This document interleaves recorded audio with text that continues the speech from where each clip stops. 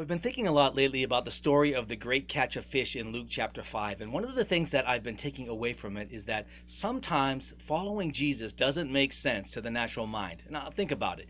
It did not make sense for those fishermen to let down those nets again after catching nothing all night long. So following Jesus doesn't always make sense to the natural mind. Now, I'm not talking about crazy things or things that would harm yourself or anyone else, but there are some kingdom principles that are sometimes counterintuitive. Like, for example, dying to yourself, or the greatest among you will be the servant of all. Or my personal favorite, Jesus said that the last shall be first and the first shall be last. Now, that's kind of counterintuitive because in the natural, if I'm first, then I'm first. And if I'm last, then I'm last. And if I'm first in line and someone makes me go to the end of the line, then I'm not first anymore.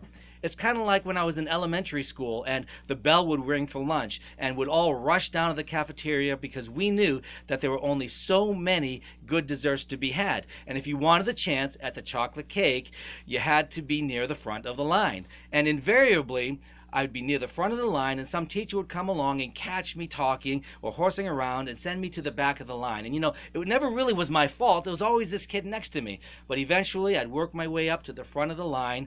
But the only dessert that would be left would be a piece of carrot cake or maybe an oatmeal raisin cookie that already had a bite out of it. And I can tell you, in that moment, I did not feel like I was first. I felt very much like I was last.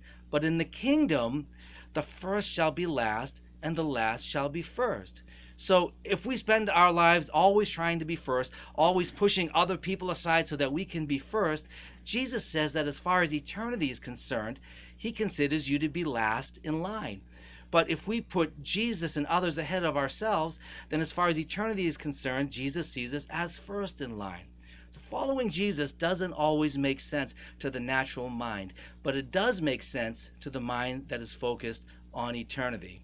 So I say, pass the oatmeal raisin cookies and let's be willing to eat a piece of carrot cake for Jesus every once in a while.